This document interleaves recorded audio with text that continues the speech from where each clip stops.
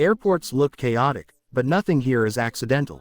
Every line you join, every announcement you hear, every random rule you bump into. It's all part of a system designed to shape how you move, how you behave, and how much you spend before you ever reach your gate. But once you understand how this place really works, you stop being just another traveler and start navigating the airport like an insider. So, let's break open the first secret. And trust me, it starts with a seat you've been overlooking your entire life. Secret number 1, the exit row manipulation game. It always starts with a seat, one that looks completely ordinary until you realize it's the single biggest upgrade you can get without spending a cent. The exit row, a few inches of legroom that can turn a cramped, knee-crushing nightmare into something that feels almost comfortable. Airlines know this and they've weaponized it.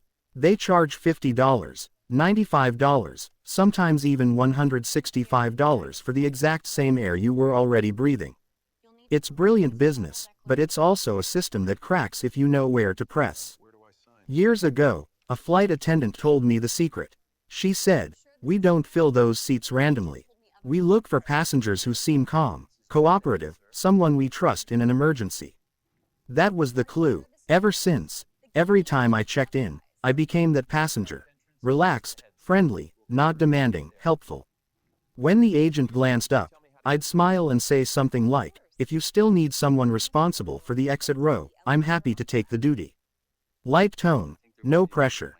And half the time, it worked because when agents need to assign those seats quickly, they don't pick the loudest person in line. They pick the person who made their job easier. And here's a quiet psychological trick. The word because. Could I switch to the exit row because my legs are a bit long? Because increases compliance even if your reason is tiny. And if the system still shuts you out, sit near the exit row because sometimes the person assigned there isn't fit to assist. And when that happens, the crew scans the cabin for a replacement. You'll already be right there. That's not luck, that's awareness. And once you use it, you'll never look at a seat map the same way again. Secret number 2, sauce behavior scanning. You never notice. Before we continue, remember that the TSA is a U.S. government agency responsible for transportation security within the United States. At the security line, most travelers are focused on the obvious. The bins, the belts, the laptops, the shoes. But while you're juggling all that, the TSA is watching something completely different. They're watching you, not your bag, not your ID, your behavior. For years, the TSA used a quiet internal system called SPOT. Screening passengers by observation techniques. It sounds like some advanced psychological science, but in reality, it was little more than guesswork wrapped in an official acronym.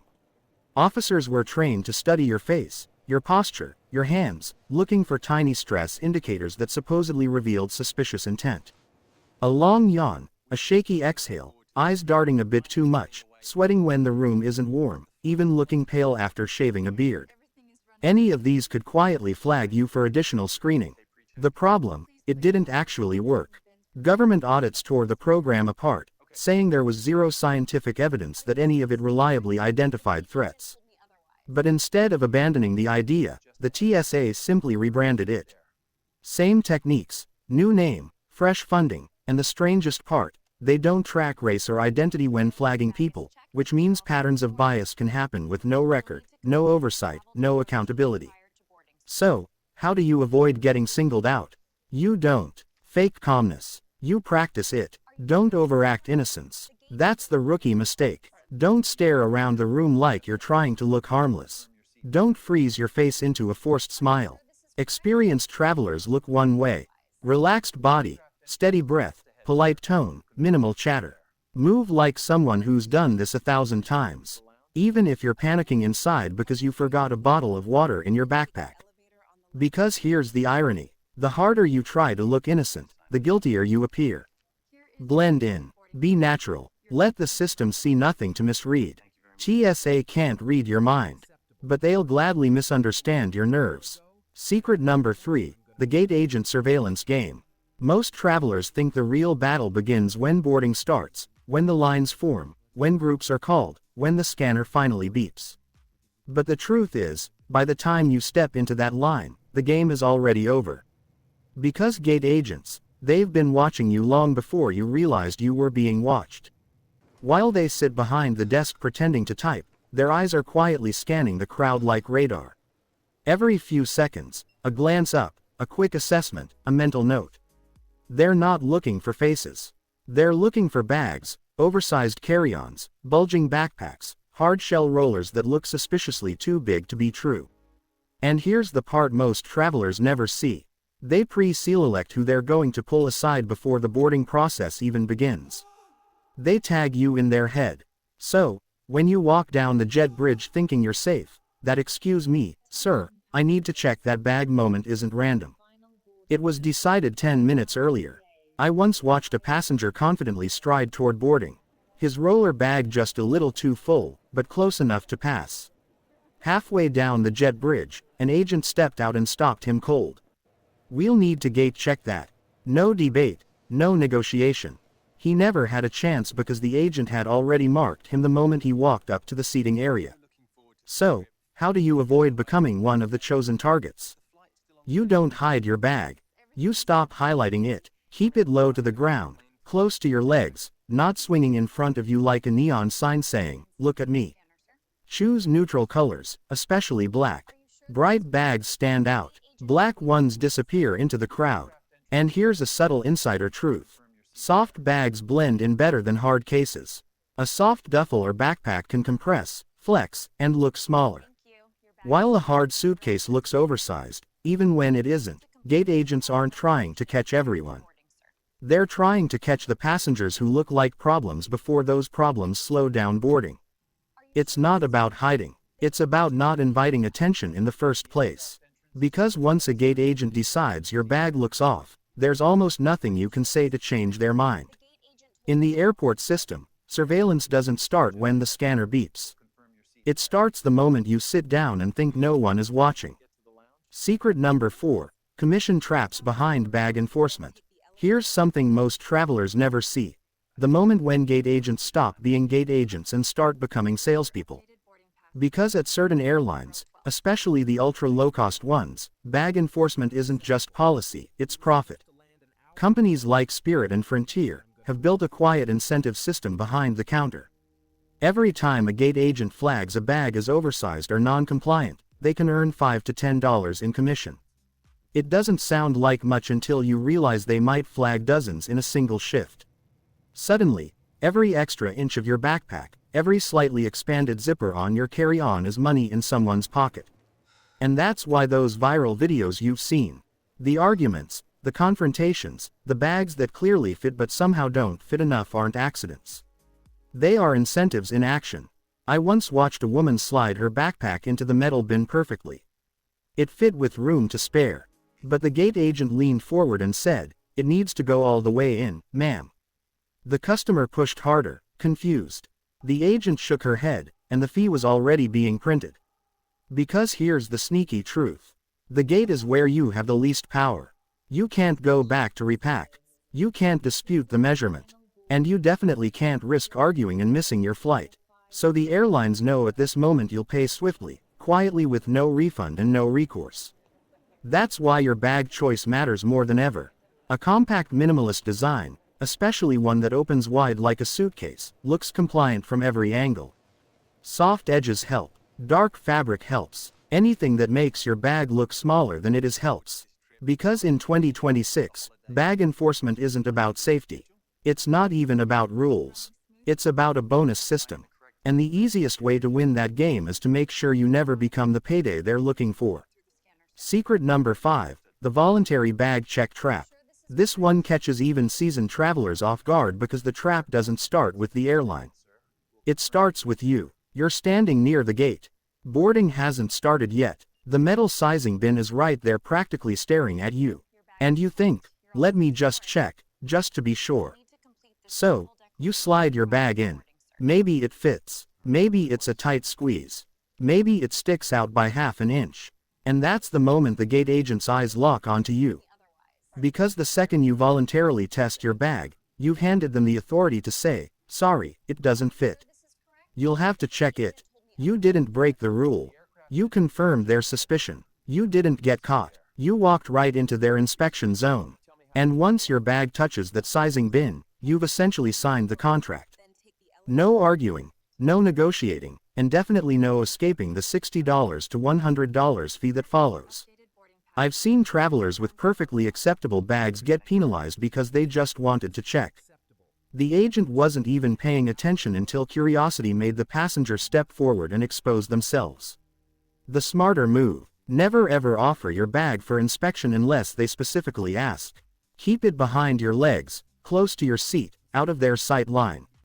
If you're unsure whether it fits, test it somewhere else: an empty gate, a quiet corner, anywhere without witnesses. Give yourself time to adjust, reorganize, or shift weight if needed. Some prod travelers even use clothing with hidden compartments, jackets or travel vests with pockets big enough to hide chargers, cables, toiletries, even a pair of shoes. Suddenly, your bag looks lighter and slimmer without removing anything essential from your trip. Because here's the truth: airlines hope you never realize. They don't need to prove your bag doesn't fit. They just need to convince you that it doesn't. So the next time that metal sizing bin calls your name, resist. Because in this airport system, the moment you voluntarily play by their setup, you've already lost the game. Secret number 6, the rolling delay lie. If you've ever been trapped at a gate, watching your departure time jump from 20 minutes to 45 to an hour and counting, you've probably wondered, why can't they just tell us the truth from the start? Here's the uncomfortable answer: they can. They just won't. Because a big delay creates chaos. Announce a 3-hour delay up front, and suddenly half the passengers rush the service desk, demanding rebooking, refunds, hotel vouchers, meal credits, a nightmare for the airline. But drip feed that delay in tiny harmless increments.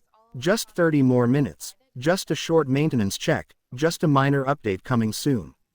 You stay calm, you stay seated, and most importantly, you stay at the gate. I saw this happen to my own mother. She was flying to visit her granddaughter, excited, nervous, sitting in business class for the first time. The airline kept announcing delay after delay. Always just a little one, always almost ready. What they didn't say was that the mechanical issue would take hours to fix. Hours. She didn't leave her seat, not for the lounge she had paid for, not for food, not even for the restroom unless absolutely necessary, because at any moment they might call boarding. And that's the psychological trap airlines rely on. Short delays keep you obedient, keep you patient, keep you from exercising your rights. And sometimes, here's the wild part, they even undelay a flight. Fix the problem early, push the schedule forward, and suddenly passengers who thought they had time are running back to the gate in a panic. The real goal: minimize refunds, minimize rebookings, maximize control. But here's how smart travelers see through it. Track your plane yourself. Apps like Flight Radar 24 or FlightAware show you exactly where your aircraft is. If the airline claims your flight is delayed 30 minutes, but your plane is still over Denver or hasn't even left its previous airport, you already know the truth.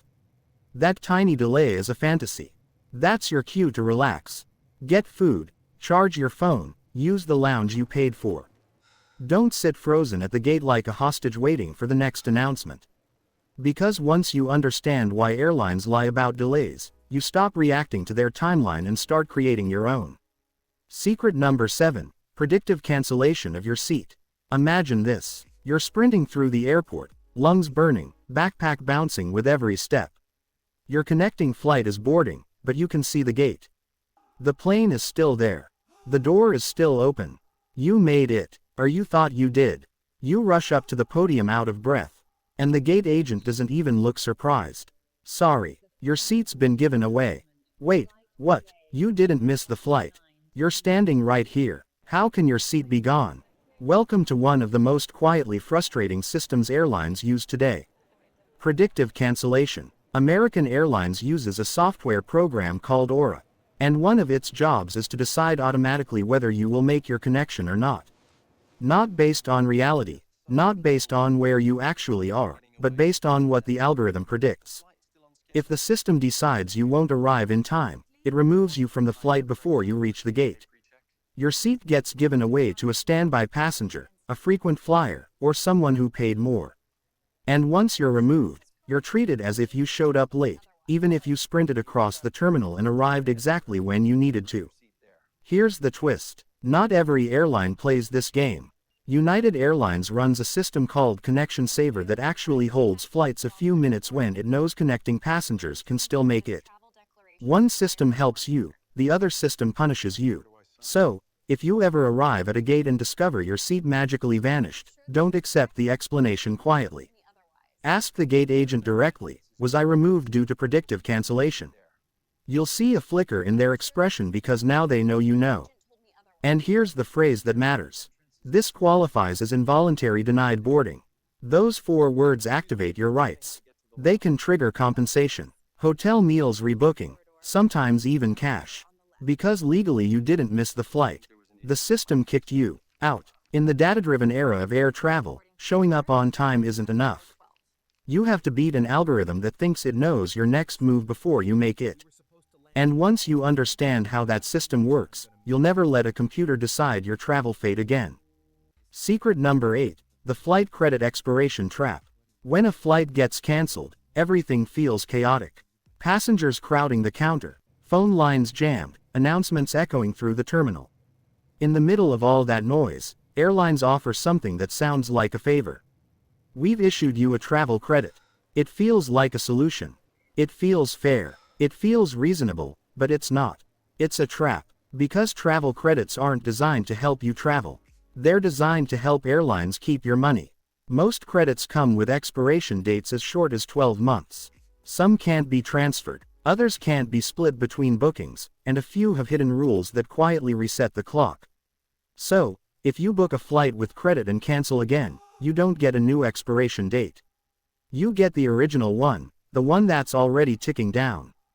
Travelers think they're being patient, waiting for the right time to rebook. And then suddenly the credit expires, gone, every dollar lost, even though the airline is still holding the money you already paid. And here's the part they hope you never notice. Some credits include service fees when you use them, meaning you're paying again to spend money that was yours in the first place.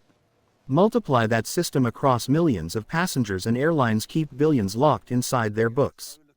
Money that should have gone back to travelers. But here's the rule they almost never tell you. If your flight was canceled or significantly delayed, you are legally entitled to a cash refund. Not credit, not a voucher, not future travel. Cash. The Department of Transportation requires it, but airlines rarely offer it unless you ask and insist. The phrase you need is simple. I am requesting a full refund to my original form of payment. Say it calmly. Say it clearly. Say it even if they try to redirect you toward credits.